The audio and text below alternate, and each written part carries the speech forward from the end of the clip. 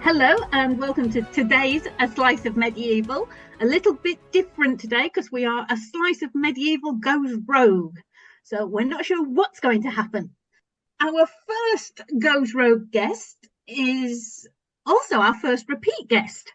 So very big welcome to Ben Kane for joining us to talk about his latest book, Napoleon's Spy, set in 1812 Russia, during Napoleon's Russia campaign. Welcome, Ben. Thank you, Sharon. It's great to be back. We had great fun the last time, so thanks for inviting me back a second time. It's lovely to have you here, but you are a bit of a guinea pig because we've never done outside medieval before, so we're not quite sure what's going to happen. Although 1812, the Napoleonic era, is my second comfort zone, so we're easing ourselves in. Okay, yeah. Well, I'm happy to talk about it. There's a lot of stuff there, as you probably know. So hopefully your listeners will enjoy the talk. I'm sure they will. So, Ben, you've made your name writing Roman history novels, then moved on to medieval with the Richard the Lionheart trilogy, and have now taken a big leap forward by about 600, 700 years with your latest novel, to Napoleon's Russian campaign. What drew you to this era? For listeners to your podcast who don't know me, I've had 14 novels published about ancient Rome or set in ancient times, and publishers are quite conservative. They're very much of the sort of line, well, you're doing really well with your Roman novels, so why don't you write another one? They're quite cautious about letting authors jump around the place, certainly if they've got a track record of doing that. But then you get a name, or in my case, I got a name for writing Roman novels, but I've always loved all periods of history. It was never my intention when I started out nearly 15, 16 years ago to just write about Rome. It's what happened. It wasn't my intention to do that. I will happily visit a great house or a museum or an archaeological site to do with pretty much anything, wherever I am, whether that's in Britain or when I'm on holiday or somewhere else in the world. I don't just obsess about Romans. So to be given the freedom by my publisher, Orion, to, actually they wanted me to do a different time period with the Lionheart books. They were really happy for me to do other periods as well. And so it came about because I had this book called 1812 by an historian called Adam Zamoyski. I hope I pronounced his name correctly. He's British of Russian extraction or Polish extraction. And I'd had it literally for about 12 or 14 years. A friend had given it to me, raving about it when it came out. But I had very small children, so I didn't have the time to read anything, let alone a book that was set outside my time period, if you know what I mean. And then, again, your listeners may not know, I work as a bike guide for a company called Ride and Seek, shameless plug there, who do these incredible bike trips, usually 3 to 5 weeks in length. And one of them that they do is called the Napoleon, and it used to go from Paris to Moscow. And even before the Ukraine war, they stopped doing that because Russian truck drivers are insane. It used to go to St. Petersburg, and nowadays it just goes to Estonia, to Tallinn. And I was asked 4 years ago to do the first week. Well, I was asked to do the whole thing, but again, my kids still aren't, they're not old enough for me to just go by. I'll be back in 6 weeks. And so I read this book, 1812 by Zamoyski, for the first time, and it literally blew me away because it reads like a thriller, but it's based on first-hand accounts. So that Zamoyski is a polymath in languages, whatever you call that. He can read and write in about 7 different languages, and he hadn't just used the ones translated into English. He'd gone and read all the sources from the Polish officers who'd survived and the Austrians and so on. And I read this book and just said, I need to write a novel about this. And my editor was very excited, and I didn't get to do it for 3 years, but in 2023 it's come out. So sorry, that took me a few minutes to explain. But that's how I came to do it. And obviously, the whole Napoleonic era is a huge canvas, isn't it? So you focused in presumably on the Russian campaign because you had read that book and were enthused by that. So you didn't have any thoughts of doing any other part of the Napoleonic period, like Peninsular War or anything else. The impetus came from Zamoyski's book. Yes, yeah, and I'm a child of the '80s, so like many of you, I read the Bernard Cornwell Sharpe novels when they were first coming out. I didn't keep up with them, but I read the first 10 or 15, and I loved them. And there are so many other authors who've written about the period. Obviously, Patrick O'Brian, and then you've got the other naval novels, and you've got the Hornblower novels, and yeah. So I wasn't drawn to the Peninsular Campaign at all because so many people have done it, and that's not to say it can't be done again. Often other authors cover time periods that other people have written about, but for me it was I really wanted to write about that campaign, just that campaign, and I also got a real dart of delight that Cornwell hadn't done it. And of course he hadn't done it because Sharpe wasn't there. So I was thinking, well, here's something, cataclysmic and hugely important. Yeah. I would argue it's the reason that Napoleon lost Waterloo, and it actually hasn't been covered. War and Peace, is about it a lot, but it's 200. That's 200 years old, that book, or 150 years old. There are very few, if any, contemporary novels about it. So it seemed like a huge opportunity to seize, and the first-hand accounts just made it. I mean, the book wrote itself. I'm not being funny. It really did. The first-hand accounts are so in depth that I put a couple of fictional characters in and just populated it with everything else that had been written down by men who were there. You do find that actually with the Peninsular Wars. There's so many, like you say, first-hand accounts, diaries. I mean, the famous one is the Recollections of Rifleman Harris, but there are so many others, both from every point of view, that you've actually probably got too much source material. Indeed, yeah, and that is the case. So I read probably half a dozen in their entirety and flicked through about 4 or 5 others, but I could never, unless I'd had several years, I could never have read all of them. But thanks to an incredible textbook written by a man called Austen, who wasn't even, that's his surname, he wasn't even an historian. He was just someone who loved the period. And he spent 25 years of his life bringing together all those first-hand accounts, more than 150 of them. And he drew them into one volume, which is about 1,200 pages thick, and it literally details June the 24th, crossing the Niemen River. Sharon's here in her regiment doing this, Derek's here in his regiment doing this, Ben's here, and literally goes through person by person and quotes what they were doing. And I use that book exhaustively. Sadly, Mr. Austen is dead, or I would have sent him a very expensive case of champagne as a thank you, because without that book, it would have been so much harder to write. I guess that the time period, I mean, there must be something about that time period and the length of time the wars went on, the number of people who took part in them, that is the reason why there are so many personal accounts.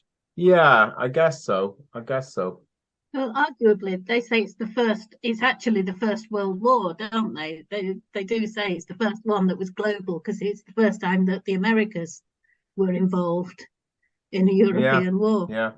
Yeah, because the Americans were helping the French, weren't they? And there was the War of 1812 was sort of an extension of the Napoleonic War. Yeah. What was the most difficult aspect of embracing an entirely new historic landscape? And one that's probably more similar to today's landscapes than when writing Roman and medieval history, isn't it? Well, it's funny. I didn't find a great deal of difficulty moving to a new time period because I'd tackled that want to say jinx, but I broke, I got rid of that gremlin by doing medieval after 13 or 14 Roman novels. So I actually found it quite easy to move into a new time period, which was great, because I was a little worried about that. But the single biggest problem I had, which I suspected I would have, was the extraordinary grimness of the campaign from the word go. The casualty levels and mortality among animals and men and the suffering was literally off the scale. It was industrial in its quantity and size, and that ramped up even more when the retreat began. And so I faced a situation which I suspected I would face, and indeed my editor noted it, and so did the two historians who read it, that the retreat section of the book could become so grim that it actually became unpleasant to read. And so I was very aware of that. I did edit it a bit. I also made a real effort to have moments of humor and lightness. And I was doing it specifically because it was so grim. And then I actually ended the book before the end of the retreat. So there was people who don't know the history. Napoleon left Moscow in the middle of October, the 18th of October, I think it was, stupidly late. It was already snowing. And between the 18th of October and the 5th of December, which is only about 6.5, 7 weeks, 90% of the men who left died or froze to death or were killed by the Russians or starved. And there was a final sort of defining battle at a river called the Berezina, which I wanted to visit, but is in Belarus, close to the Ukrainian border. So kind of a scary place to go right now. And that was when, I don't want to give away too much, but there was no bridge. There were Russians on both banks coming in. There was no building materials. And somehow Napoleon's engineers fashioned 2 bridges, and the men crossed, and there were tens of thousands of civilians. And, the Russians were coming in with cannon. So you can imagine the scene. And I ended it there because after that, the road to Vilnius, which is the capital of Lithuania, and what happened in Vilnius and after that it was even more horrific. And I just couldn't sustain any kind of lightness. It would have just been beyond awful. So I ended it there. And some readers have found the ending curious because I didn't explain why. And part of me thinks, I should have put it in my author's note. And part of me thinks, no, it's like a sort of cinematic ending.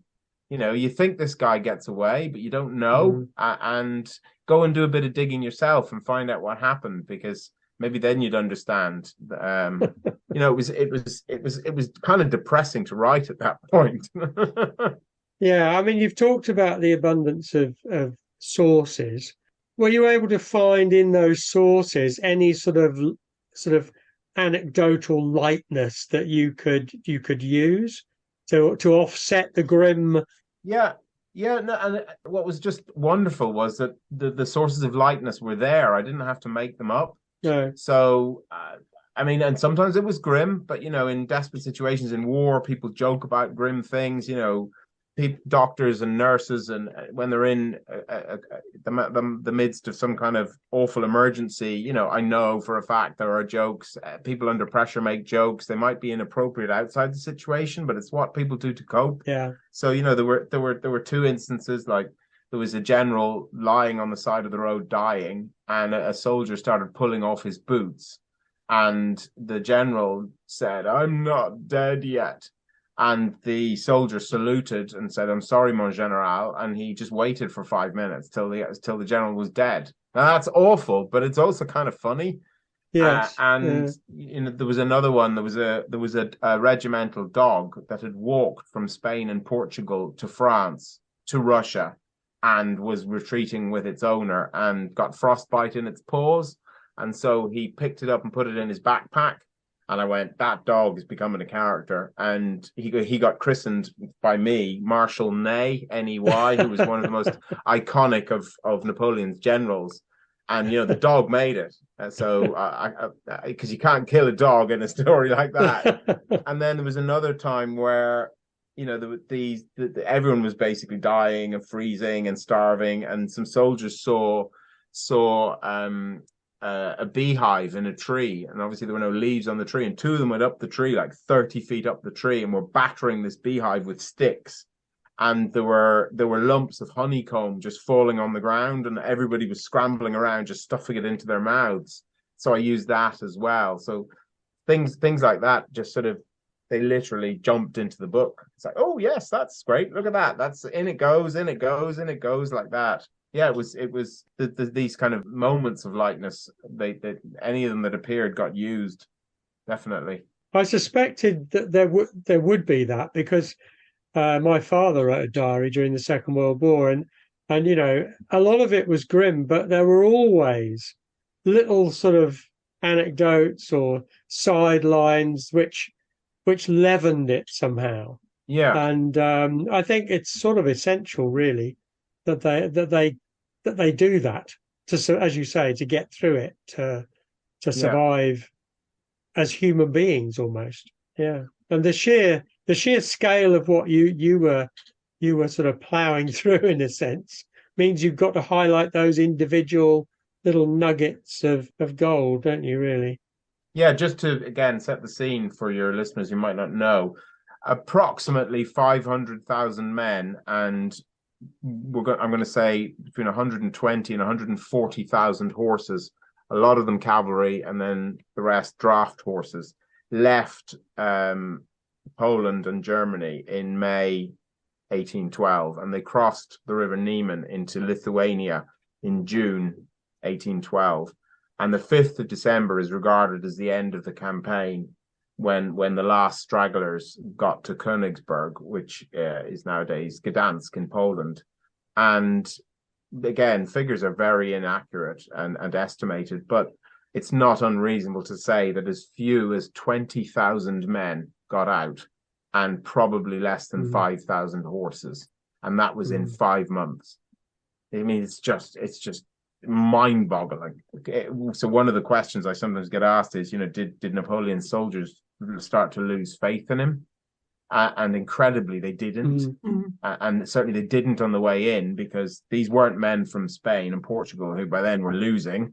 These were men who'd been with him all over Central Europe and Germany, and they'd fought at Austerlitz and Wagram and Eylau, and they were used to kicking everyone's arse and winning and winning and winning and winning. And even when the situation was bad, they still maintained their love for him, because he was a nutcase, in my opinion. His ego was just an egomaniac, but he did have an extraordinary ability to inspire love and charisma, and he had an extraordinary memory. He could walk up to a man in the middle of a rank of others and go, "I remember you got the such and such medal at that battle, didn't you?" And the guy would go, "Oui, mon empereur," and they would all cheer. So he was very good at leading his men, and even if he wasn't good at saving their lives. So the protagonist is Matthew Carey. It's Carey. That's a surname here in Somerset, which is one of the reasons I wanted to use it. I also wanted to use it because it's the surname of the family in the Ronald Welsh novels, which are fantastic young adult novels, one of which, called Escape to France, is set at the time of the French Revolution. And that's the family name through this series of books. And it is also a surname in France. So it just really fitted. And I put in several homages to Ronald Welsh in the book, because it was one of my favorite historical novels when I was a boy. Yeah, because he's half French. His French father, English mother. Yeah. And apparently he's always been confused, never felt like he fit in England. Yeah.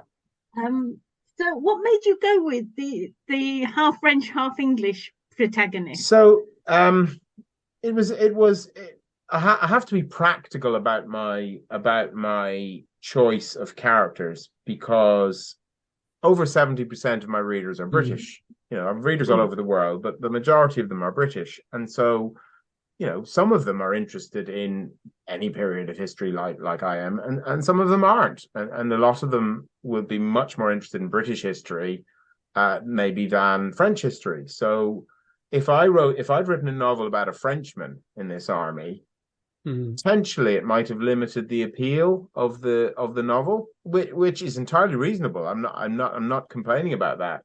And I'm not precious enough to go, well, it was a French campaign, so it has to be a Frenchman.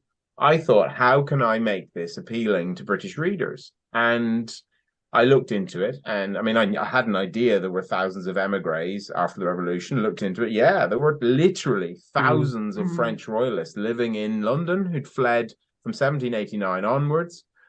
The trade over the Channel was busier during the Napoleonic times than it had been before the war because of smuggling brandy, gold, and prisoners of war. So Napoleon bought British gold because he didn't have enough of his own. Escaped French prisoners of war who had enough money made their way to Kent, and the Kentish fishermen rowed them over to France in guinea boats, which were named because so many of them carried gold guineas. And there was information about that, and there was also a lot of espionage. There were a couple of textbooks about that. The British had agents in France, not as many as they would have liked, but they had lots of them, and so there was evidence of espionage. There was evidence of cross-channel traffic. There was evidence of French royalists living in England. I didn't find any evidence of some of them marrying English people, but I mean, that's what happens when any people from one country go to another. They end up marrying. Yeah, they must have done. They must have done. So, if you went and found British people with French names, I'm sure you'd find some of them whose ancestors had been those immigrants. And so I went, right, I'm going to have this half French, half British guy. So he'll be fluent in French. How can I get him over to France, in a sort of reasonable way? And I wanted to have a George MacDonald Fraser Flashman-esque character, because although I hated those novels as a teenager and stopped reading them after about 3 because I really, really disliked Flashman, I had it in my head. I've always wanted to do an anti-hero because my first sort of 6 novels anyway, maybe more, the heroes are just like good guys who do good things and only sometimes do bad things, and everybody likes them. And I wanted to create someone who wasn't like that. And Flashman was what came into my head. So I decided to make him a gambling addict, because there's a terrific scene in the Welsh novel Escape to France set in a gambling salon. And we know loads about gambling at the time. There are even the rules of various cards. And I learnt écarté, which was one of these very popular games. And I played it with my son for months, trying to work out how to play it. And I had him running some prisoners of war over to try and make up money for his gambling debts, and then he gets stranded in France. And I won't explain anything more, but he's stranded in France, half French, half English, can't go back to England, ends up in Paris, and somehow ends up in Napoleon's army, and there becomes this sort of reluctant, unwilling witness to what's going on, because he's not a soldier. He hasn't got a vested interest in being in the campaign, particularly, and yet can't get away from it either. So, and obviously he gets drawn into conflicts because you couldn't not. But I hope and I think that it was a reasonable premise for someone to be there, because often, throughout history, people get dragged into things that they never meant to, and then the events take on a life of their own, don't they? Yeah, they do. He fights a lot of duels, doesn't he?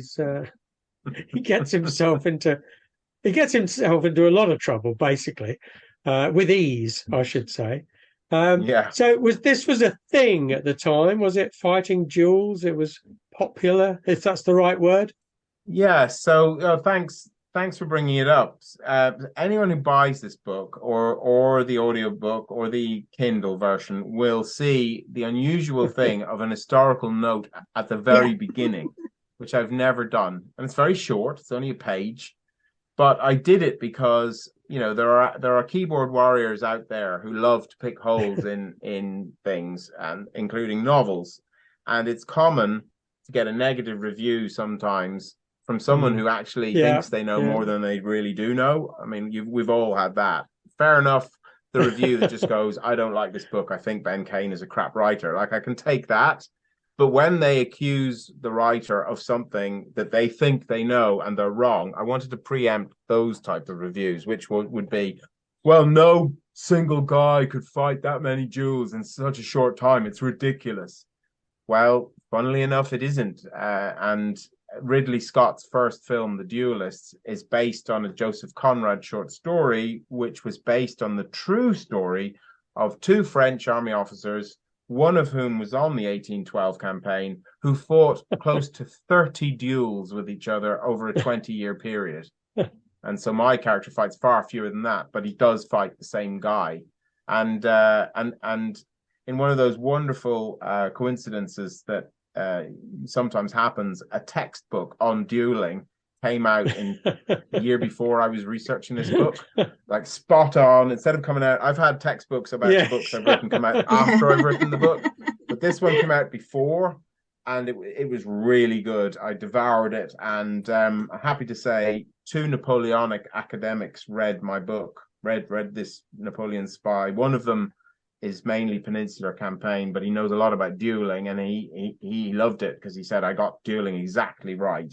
And then the other guy is a Georgian, as in the country, a Georgian academic, and his specialist period is Russia, and he didn't find any mistakes in the book, which I was really surprised by, but absolutely delighted.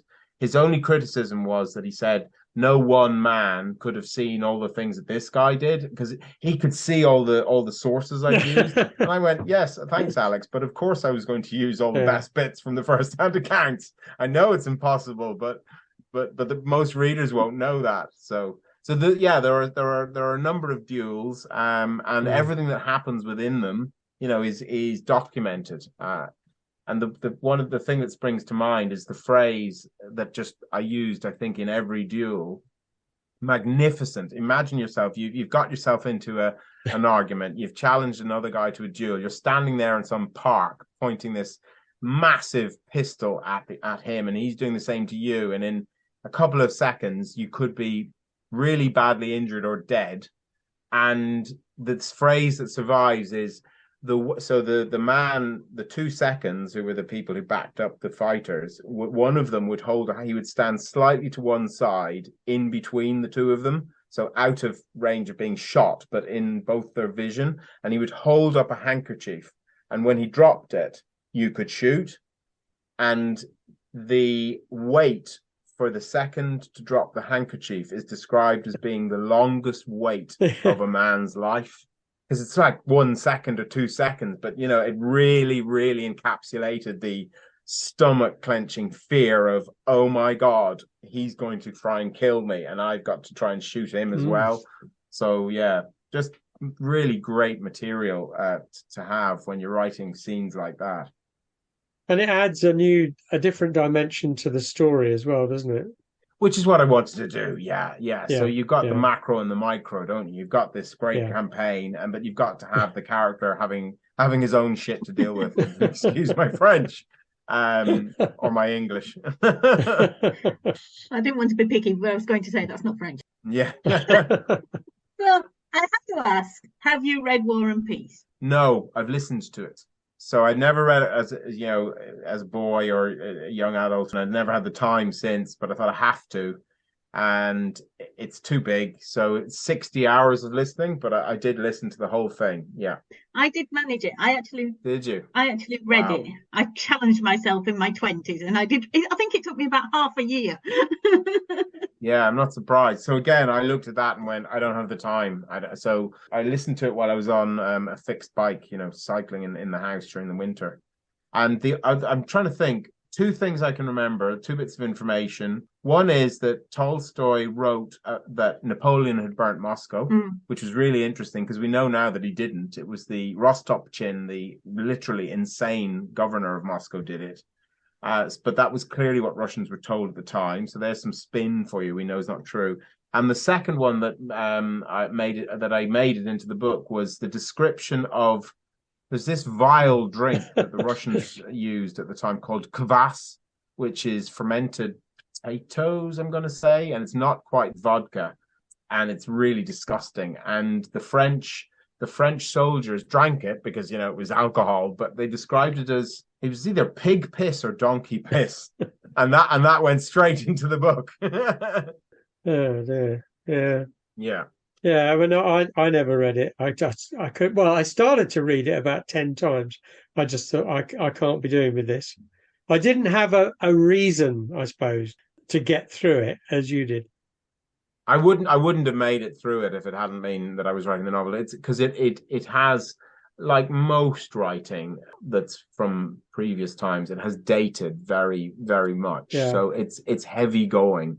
And he does go off on these long, rambling, page upon page debates about spirituality and religion and everything. It's like, mate, where was your editor? The editor was drunk on kvass. I want to know about Russia in 1812. I don't want a 4-page diatribe on this type of angel or that type of purgatory or whatever. I can't remember. I did speed up the audio. Well, yeah, I read it because I was devouring everything Napoleonic, thanks to Bernard Cornwell. I was finding every book that had ever been written on Napoleon, fiction and non-fiction. Well, I did my dissertation on the lives of soldiers in the Peninsular War. So I was searching for everything. So I thought, well, I'd better read War and Peace then, because it's the one, about the Russia campaign. But yeah, it is so long. But I'm a glutton for punishment, because then I went on and read Anna Karenina, which is just as long. Yeah, I did finish Anna Karenina, but I regretted it. I regretted reading it. So she could have thrown herself under a train a little while earlier, I'm sure. Yeah, absolutely. Spoiler alert. I'm pretty ruthless nowadays, I have been for a while, but I'm so aware of I have little enough time to do what I really want. If I'm not enjoying a book or, a Netflix series or something, I just I just stop, because there's too much content there that I will like to waste my time on something that I'm not enjoying. Yeah. I think it's the story, as you mentioned, Netflix, but books as well. There's just so much. There's just so much you could read and so much you could watch that it's sort of gone viral, hasn't it? Like everything else. And you have to be selective. Yeah, especially with TV and Netflix / Prime or whatever. It's literally just expanding at an exponential rate, because it's feeding the whole world and new content is needed. So yeah, I'm particularly ruthless with TV, actually. It's got to be damn good to keep watching it, because there's just, Breaking Bad, Sopranos, it's got to be like that, or I'm not going to watch it. Yeah. No, I agree. Click over to Wikipedia, find out what happens, job done. I can do that in 5 minutes. Save myself 5 hours. Yeah. I don't think I'd read a book as big as War and Peace now, because I look at it and I think, well, that's 3 books. I could read 3 books in the time it takes me to read that.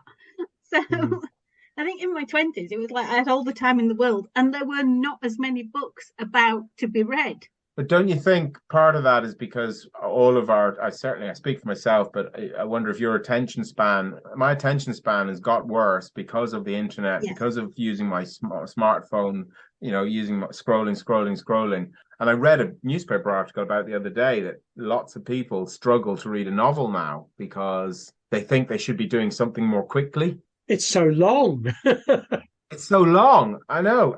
That's dreadful. Yeah. I'm a big fan of Christian Cameron, the historical fiction author who writes lots of time periods and sci-fi and fantasy. Amazing author. But his book on Alexander the Great, called God of War, is about 1,000 pages. And I've had it since the day it came out and never read it. But I listened to it about a year ago, because I can give that time. Because when you're, as you all know, when you're listening to an audiobook, you can be in the kitchen, you can be going for a walk, so you can multitask. Yeah. And I listened to that 40 hours, but it was amazing book. So Napoleon, shall I say you've hinted already that you think he's crazy? What's your assessment of him? Separate, if you can, the man from the general. What do you feel about him, having obviously read a lot now about that campaign? Yeah, because Zamoyski has a biography of him as well, which I read. I think he was an extraordinary man. There's no doubt. He did come from a privileged background, but a family that had fallen on hard times, and most men in his position would have just had a career in the army like he did. He was an officer, not necessarily a very senior one, and maybe just lived out his life, hadn't got married and had kids. So what he did was quite extraordinary, to come from being an artillery officer to someone who seized control of the Republic and then made himself emperor, and also led armies to victory all over Europe. Quite extraordinary, his ability to win battles that most people couldn't, and to continue doing it year upon year. But what undid him was his ego. So he wasn't doing it. He wasn't doing it because, I don't think, because he wanted France to be the greatest. He was doing it because he wanted to be the greatest. Yeah. And yet he was, in his personal life, he Josephine, the great love of his life, was unfaithful to him multiple times. So, it wasn't like he had this happy home life. Yeah, an enigma in a way. To be fair, I didn't try and investigate his sort of character too much beyond the Russian campaign, because I didn't have time. As with both of you, you're sure you're acutely aware, if you start researching all the things that are interesting when you're looking into a book, you'd never get anything written. So I have a kind of laser focus of nothing outside 1812, other than what I need to know to set the background, needs to go into the book. So I wouldn't confess to being an expert on Napoleon. I just know a lot about that campaign, but a lot of his senior officers wrote down their interactions with him, particularly Caulaincourt, who was his master of horse, very loyal servant, one of the only men who told him from before the campaign all the way through it, "Sire, you mustn't do this. It will go wrong. Please don't invade Russia. The winter's really bad. The Tsar says he'll go to Siberia rather than surrender." He got told so many times, and he just ignored it all. And when Caulaincourt, in despair, asked to resign and to prove that he wasn't a coward, he said, "Send me to Spain. I will go from Russia to Spain to fight for you, but I can't be here because this is all going to go wrong." Napoleon just tweaked his ear, as he used to do, to men who were he wanted to endear himself to, and laughed and rode away on his horse. And Caulaincourt wrote, "What could I do?" He couldn't leave him because he was so loyal, and Napoleon hadn't given him permission. So, even to people who could see what was going wrong, they still loved him. On the eve of the invasion, he was there on the bank of the Niemen, I've mentioned a couple of times, saying things like, "If only Alexander would come to me, we could kiss and make up like brothers, and I don't need to invade. He just needs to, to come and make good with me." And of course, Alexander had never any intention of that.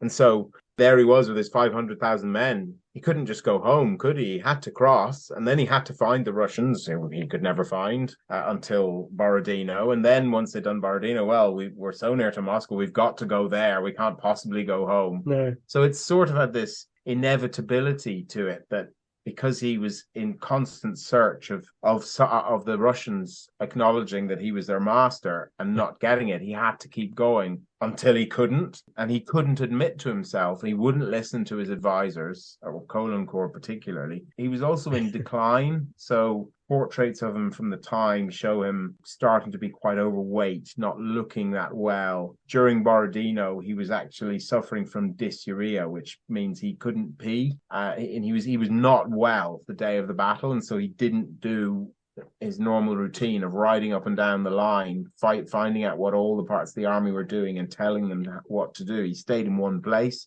for the whole day, which is one of the reasons it didn't go better for the French. And then he sort of only acted when he had to. So he retreated from Moscow when it started snowing, and then he left the army when word came that he might lose power in Paris. So he was sort of totally convinced that he was right about everything, until it literally stared him in the face so much that he had to admit that it wasn't going his way. But that's not to take away from his extraordinary ability.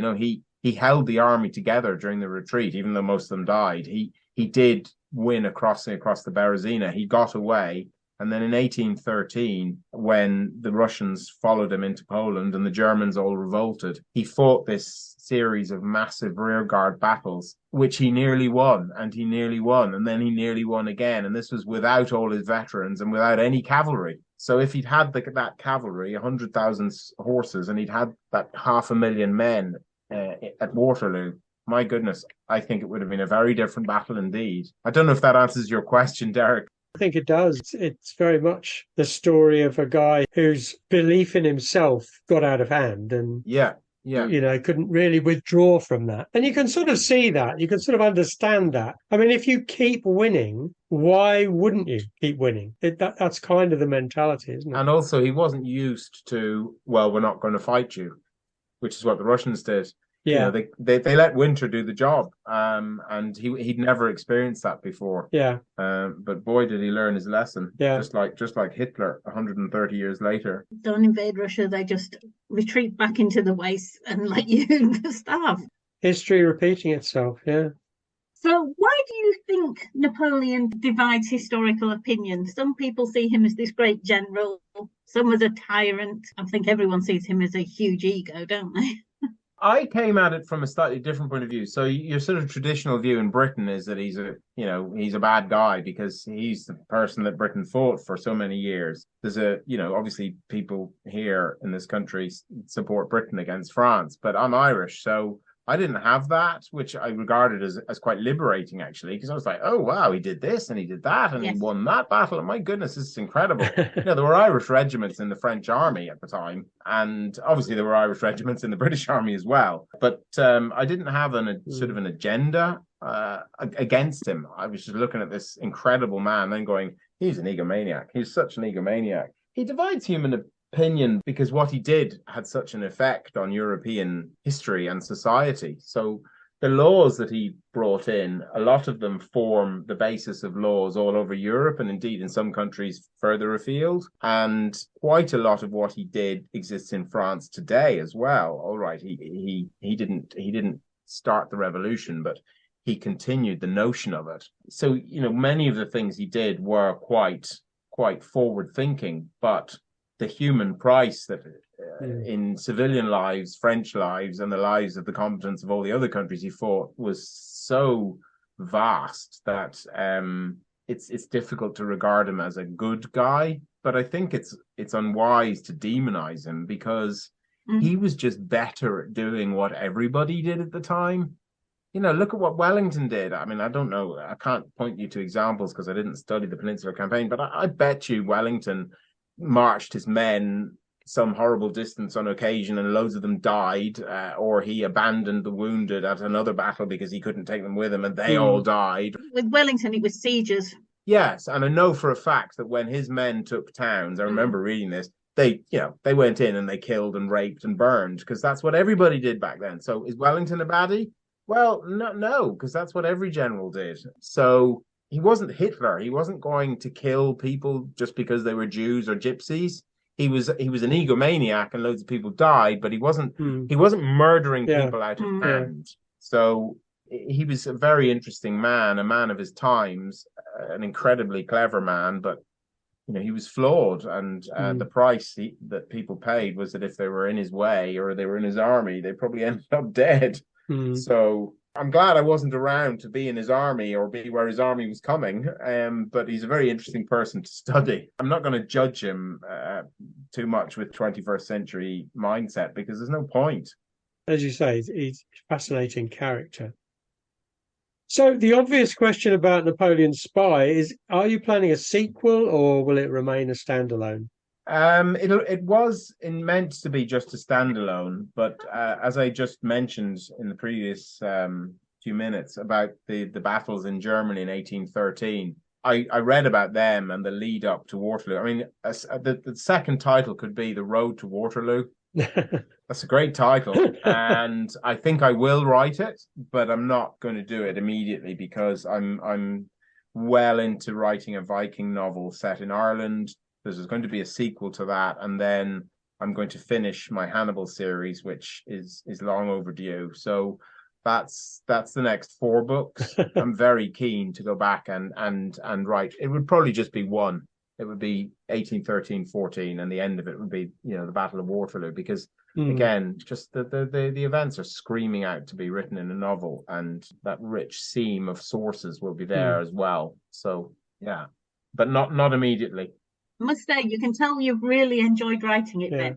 Yeah, good, good. I really did. I mean, it was grim. It was so grim, but it was incredibly enjoyable to write. You know, if there were that many sources for Roman times, I probably would still be writing Roman novels. But just to sort of show your readers the difference, I wrote two novels about Spartacus, the famous gladiator who led a big rebellion against the Romans, and a total of 4,000 words survive about Spartacus. That's 10 pages of a novel. That's all we've got. Yeah. So to have 150, say 250 page first-hand accounts, it's like, here's the keys to Hamley's, little boy, little girl. You know, go and take as many toys as you like. That's a big toy shop in London for listeners outside the UK. Well, you've gone mad now with writing in different periods, haven't you? I mean, you're all over the place. Vikings now. Yeah, you know, I've lost my fear of going into a different time period, and also I've regained my enthusiasm for Rome, which was starting to flag a little, which my editor predicted. You know, she said to me, she was Bernard Cornwell's editor. Sorry, the CEO, not my editor, the CEO of Orion. She was Bernard Cornwell's editor for a period 20 odd years ago for 6 books, I think it was. And she said, "Do you want to know why he stopped writing sharp novels for a bit?" And I was intrigued. I said, "Yeah, why?" And she said he was getting bored. He was getting bored with the Napoleonic period. So off he went and he did, I think it was maybe the American Civil War, and Starbuck, and maybe Gallows Thief or something like that, or the Stonehenge novels, or the Arthurian, whichever. And then he went back to sharp with a renewed sense of vigor. And I'm champing at the bit to get back and finish Hannibal, because it'll have been 1, 2, 3, 4, 5. It'll have been 6 books since I wrote a Roman novel. So yeah, you know, it's nice to move around. So I had a comment the other day on Facebook. "Oh, Ben, you know, I didn't really enjoy Napoleon Spy. I want you to go back to the Roman stuff." And I was like, "Okay, great. You know, thank you. I'm sorry you didn't enjoy it, but this author would be bored if he was writing his 22nd or 19th or whatever Roman novel. So I've got to keep myself excited, or it'll show in the writing." I don't know if either of you would agree with that. I think so. And I think what I'd done when I did sort of 8 or 9 Wars of the Roses, I mean, I honestly was sick to death of the Wars of the Roses, because I'd done 40 odd podcasts on it as well, but sort of non-fiction ones. And I needed to change. But I think probably like you, I discovered when I made that leap, in my case, to the sort of late Roman period, was that the skills are all the same. Skills are all exactly the same, no matter what you're writing. Yeah. And it's really a mindset thing of, oh, yeah, I can do this.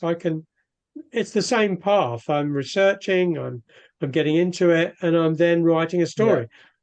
That's what you do. Exactly. Yeah. Basically. Yeah. It was just, you know, the fear factor with me.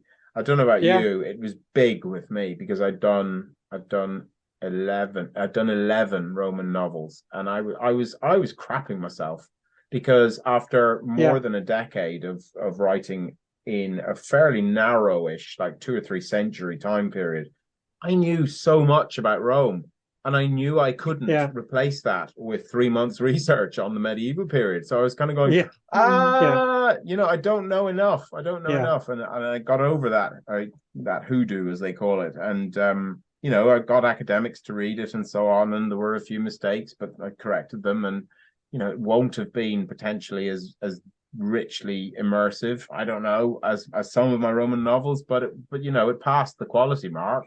And so I loved going into a different time period like the Napoleonic, and I got cracking with this Viking one, and I wasn't worried at all. I was going, I need to do more research than I've got time, but it's really exciting, and I do know enough to get a novel started. So yeah, and I think your point about boredom is a very good one, because instead of boredom, you've got enthusiasm. Yeah. You've got enthusiasm to learn this new period and to work with it.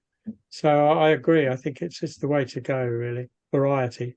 Yeah, it really is. As an author, and I'm sure you are both the same, I have a different experience reading a novel, because I'm looking at it from the view of a writer as well as a reader. But I can tell and I wouldn't ever name names, but I can tell when an author's getting tired with a particular character, whether it be a crime novel or historical or whatever, and it's the 23rd novel in the series. It often shows in the writing. Yeah. And some readers will pick up on that. They might just go, oh, that wasn't as good as the last one. I don't think I'll buy the next one. And I'm sure it'll happen to all of us, but I want that day to be a very long way into the future, you know, when I'm basically 90 and I shouldn't really be writing anymore.